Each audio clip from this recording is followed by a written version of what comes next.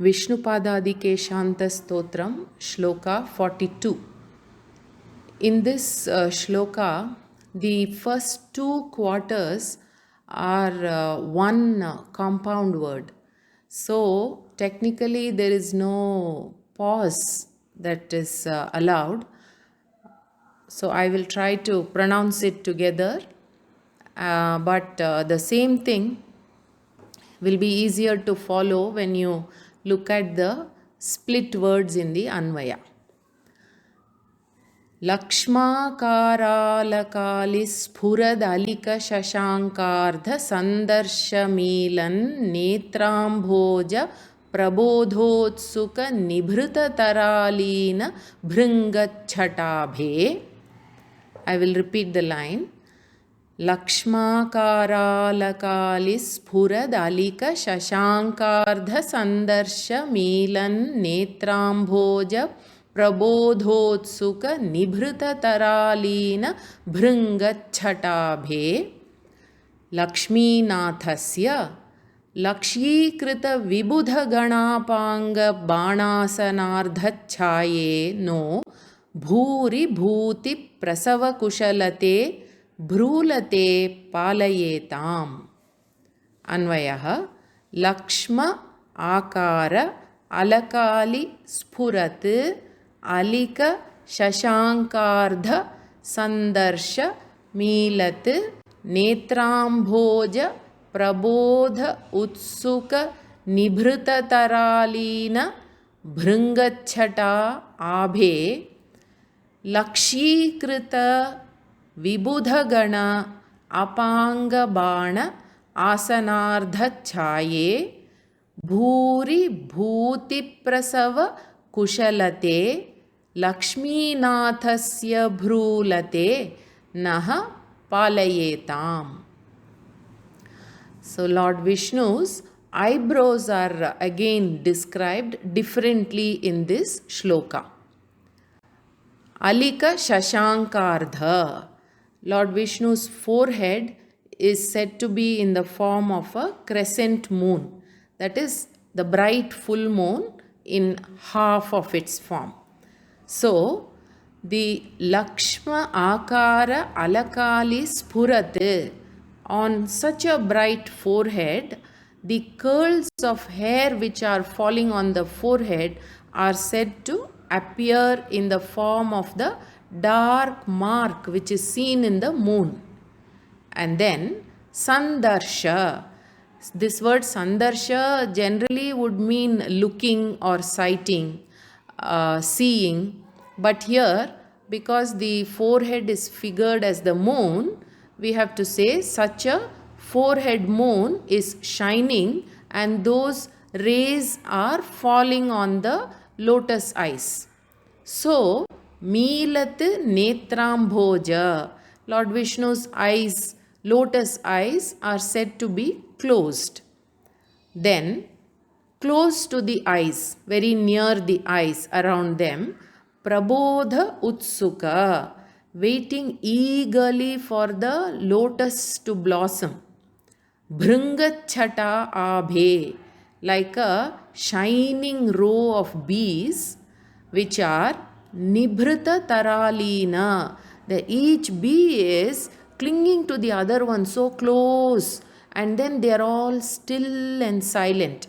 So, the shining row of bees are very still by being very close to each other, and that is the appearance of the eyebrows. That's how the thick eyebrows are said to appear. Further, the eyebrows look like asanardha-chhaye, beautiful half-bent bow. Asanardha-chhaye. Here, asaha means dhanuho. So, like a bow which is bent.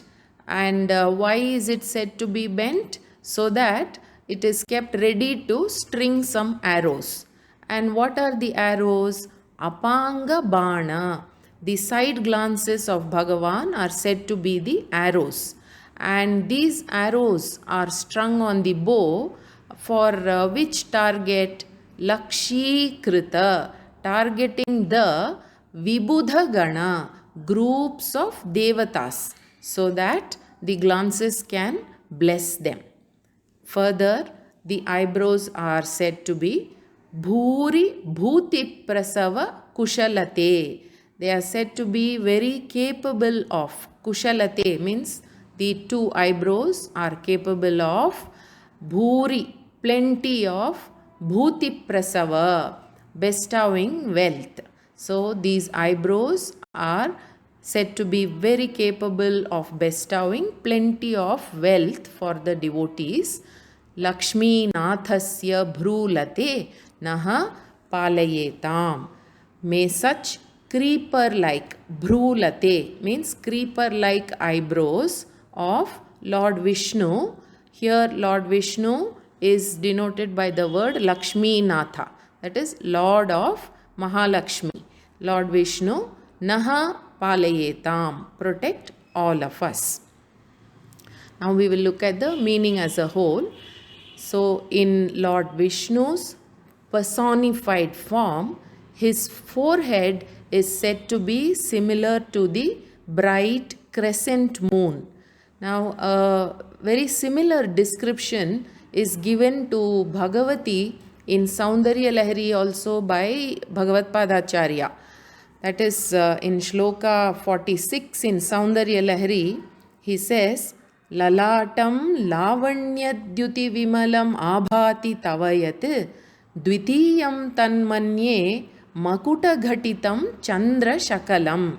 That is, there Bhagavad-Pada says, O Devi, your forehead are curved at the ends and they are shining very gloriously like a crescent moon which is turned downwards. So it gives the impression that the crescent moon which is placed on the crown is a second half moon. So he says her forehead is the one part of the half moon and then the other part is placed on her crown. So like that, the forehead is described as the crescent moon.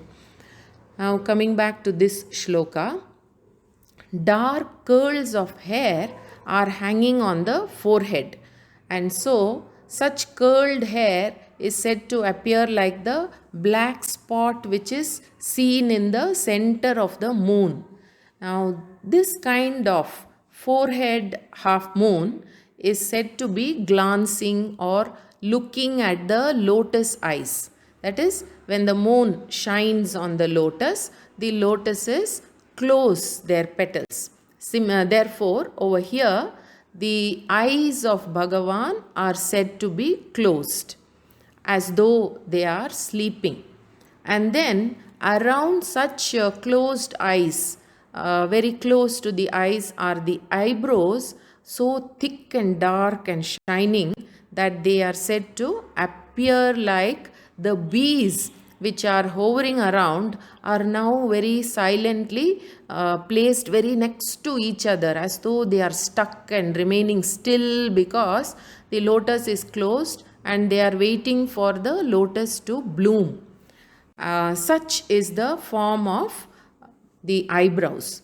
Then further, the Lord's side glances always fall on the devatas who are his devotees, so that he can protect them.